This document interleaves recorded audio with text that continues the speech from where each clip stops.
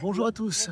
Donc aujourd'hui, sous 4 degrés donc, toujours en short et en débardeur, je souhaiterais donc vous parler de la variation et de la modulation. Il s'avère que ça fait partie des éléments qui sont nécessaires pour, entre guillemets, comprendre, entre autres, ma capacité à m'adapter à ce froid, mais qui vont me permettre aussi d'accentuer ma compréhension de Siziaziké sur lequel je fais un livre. Donc, la variation, pour ce que j'en ai compris, et je pense commencer un tant soit peu à maîtriser le sujet, la variation va être donc, pardonnez-moi, par rapport, si je puis dire, la forme.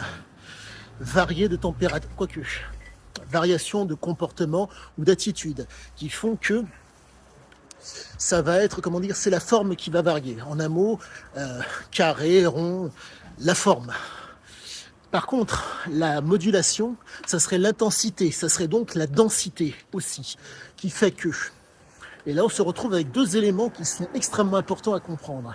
Vous avez chez les addicts et dans ma propre personne, mais je ne suis pas addict, des éléments qui sont en train de varier. Qu'entends-je par là?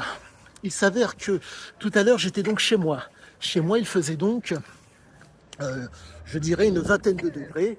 Tout cela était supportable et ne posait aucun problème. Là, je me retrouve de 20 degrés à 4 degrés.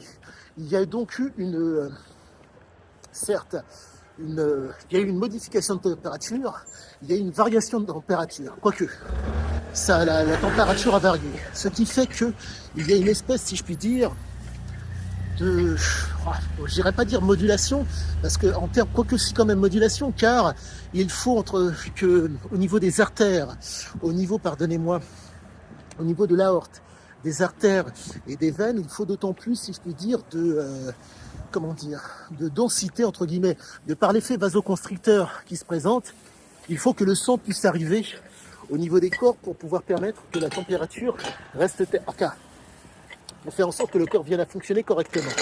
Donc, cette variation et cette modulation sont des choses qui sont absolument normales et qui font que, je pense, ne pas être loin du vrai, voire même, je pense réellement être dans le détail du diable, comme j'aime à vous dire. Et j'ai l'intime conviction que ça va réellement faire la différence pour la compréhension et pour les écrits.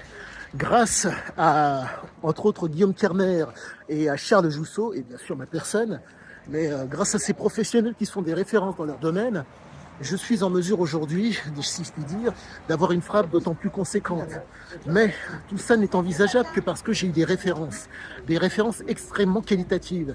Lorsque l'on travaille avec des hommes de la qualité de Charles Jousseau et de Guillaume Kerner, on se retrouve donc avec des hommes qui, si je puis dire, sont susceptibles d'être dans le juste et dans le vrai, quasiment, je dirais plus de 90% de fois. Il s'avère que, de par, comment vous dire, faut pas dire l'inexpérience, mais par l'envie de vouloir explorer ou de vouloir, s'instruire ou s'informer par soi, on est tenté de faire des erreurs. Là, dans le cas présent, c'est pas qu'il n'y a pas d'erreur, mais il peut y avoir des infimes, je dis bien des infimes approximations, mais pas d'erreur en elle-même, car nous sommes face à des hommes qui sont toujours sur le terrain.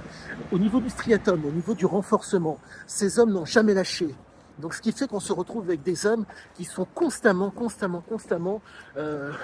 dans le travail par rapport à leur art et par rapport, si je puis dire, par rapport à eux-mêmes. Ce qui fait que vous vous retrouvez donc avec certainement des pathologies dues à la pratique, mais au-delà de ça, je comprends d'autant mieux le mot variation et le mot modulation.